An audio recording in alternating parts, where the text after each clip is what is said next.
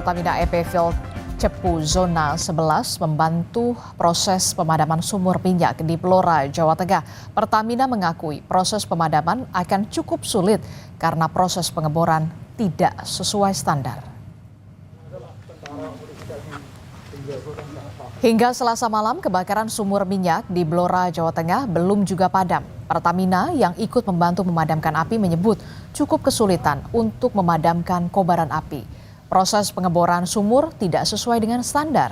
Proses pemadaman akan dilakukan dengan cara menutup sumber api dengan tanah.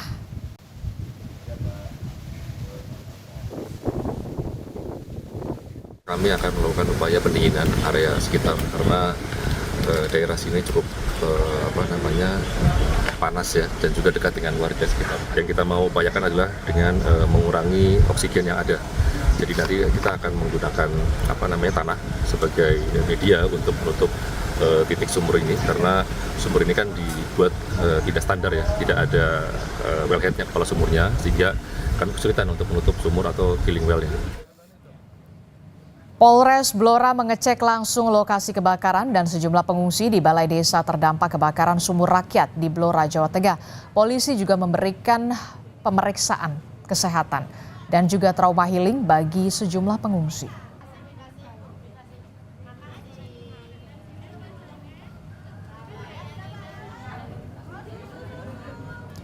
Lebih lengkap soal kebakaran sumur minyak di Blora, Jawa Tengah, kita akan tanyakan langsung melalui sambungan daring bersama dengan Kasih Humas Polres Blora. Bergabung bersama kami sudah ada AKP Gembong Widodo. Selamat pagi, Assalamualaikum Pak Gembong. Selamat pagi, waalaikumsalam Mbak Adisti. Iya, Pak Gembong, kami ingin update lagi perkembangannya. Sejauh ini polisi sudah memeriksa sejumlah saksi terkait dengan ledakan sumur minyak rakyat. Berapa orang saksi Pak yang sudah diperiksa dan apa yang didalami keterangannya dari penjelasan para saksi tersebut, Pak Gembong? Ya, terima kasih. Kami dari Kepolisian Polres Blora.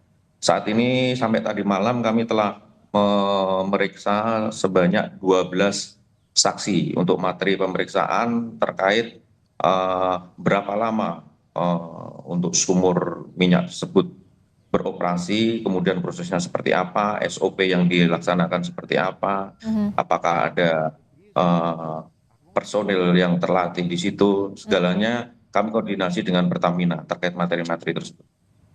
Jadi ada 12 orang saksi yang sudah diperiksa terkait dengan kebakaran sumur minyak rakyat yang kita lihat ini apinya sampai saat ini belum juga padam. Pak Gembong, kalau kita lihat dari keterangan saksi kemarin, ini jadi sebenarnya awal mulanya kronologinya itu seperti apa sampai akhirnya warga ini memiliki sumur minyak rakyat ini?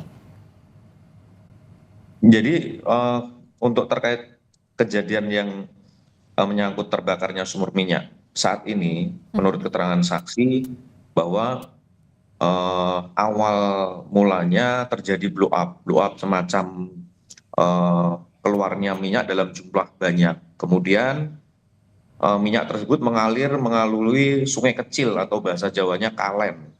Setelah mengalir beberapa jam, kalen tersebut penuh dengan minyak. Warga berduyun-duyun untuk mengais minyak tersebut dengan menggunakan alat seadanya. Nah, pada saat proses pengaisan tersebut, timbul percikan api ataupun sumber api dari bawah. Nah, ini yang masih kami dalami, sumber api itu dari mana. Kemudian menjalar naik ke atas sampai terbakarnya sumur minyak. Demikian Mbak Adisti. Oke, terkait dengan sumur minyak ini, data yang sudah diperoleh dari polisi ini ada berapa dan sudah berapa lama sumur minyak rakyat ini beroperasi atau sudah ada di sana? Jadi menurut keterangan saksi, kami kumpulkan informasi khususnya terhadap kebakaran minyak yang berada di lokasi tersebut. Sumur tersebut berjalan baru sekitar seminggu. Kemudian untuk jumlah minyak ataupun sumur minyak yang tersebar di daerah tersebut masih kami data. Kami koordinasi dengan pihak terkait baik SDM maupun Pertamina. Manakah yang merupakan sumur ilegal, mana yang tidak. Demikian Mbak Rizky. Oke. Pak, ini kan tadi Anda menyebutkan ya, ada 12 orang saksi yang diperiksa untuk mendalami soal kebakaran sumur minyak rakyat ini. Dari 12 orang saksi tersebut, mereka semua warga atau kemudian ada kepala desa, RT, atau kemudian perangkat desa di sana, apakah mengetahui soal operasional sumur minyak rakyat ini? Sejauh ini kan tadi Anda menyebutkan sudah seminggu ya, sudah 1 pekan. Iya. Ya. Jadi pemeriksaan ini kita menyasar ke semua, termasuk ke perangkat desa, kepala desa, kemudian perangkat desa yang ada di bawahnya, kemudian warga yang turut mengambil minyak tersebut, kemudian operator yang berada di lokasi, semuanya kita sasar untuk mendapatkan informasi yang lebih konkret terkait penyelidikan maupun penyidikan kasus ini. Oke, jadi selama seminggu itu tadi kan Anda juga menyebutkan warga berduyun-duyun untuk mendatangi lokasi sumur minyak itu untuk memperoleh minyak begitu ya. Nah, ini sudah diketahui oleh perangkat desa operasional ini atau seperti apa? Termasuk juga soal sumur minyak ini ilegal, benar ya? Ya, betul.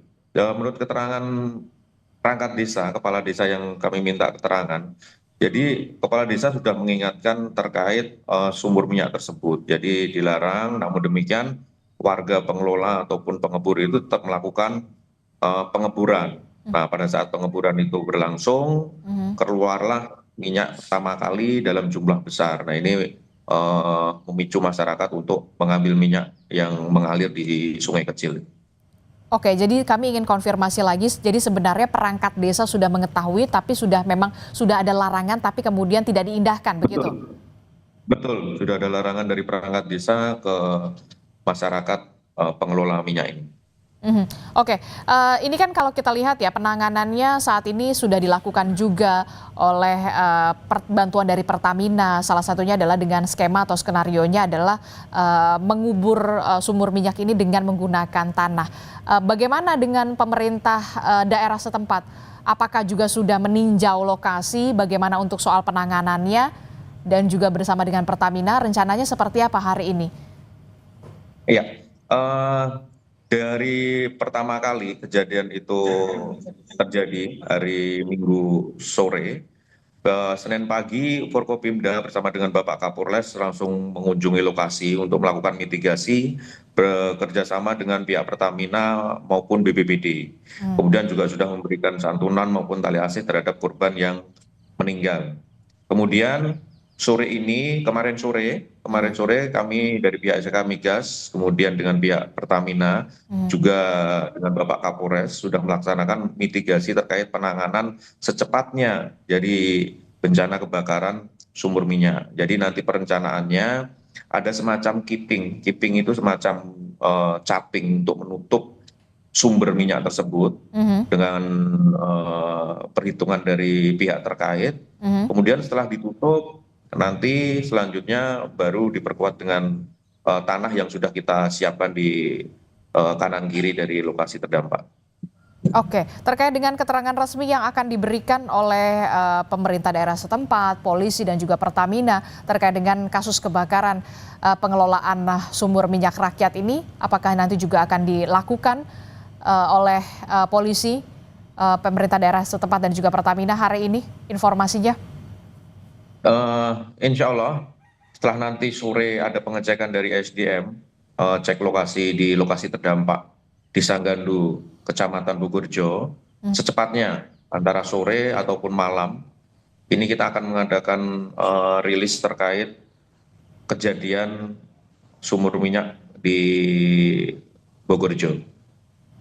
Jadi intinya hari ini akan ada pihak dari SDM yang akan meninjau lokasi tersebut ya Pak ya di sore hari? Betul. Nanti akan ada pihak dari SDM melaksanakan pengecekan lokasi, kemudian memastikan langkah-langkah konkret, komprehensif terhadap penanganan kebakaran sumur minyak di Dusun Gandu. Oke, sejalan dengan penanganan kebakaran sumur minyak rakyat yang saat ini masih terjadi begitu ya, bagaimana dengan proses hukumnya sendiri? Soal penetapan tersangka, apakah sudah ada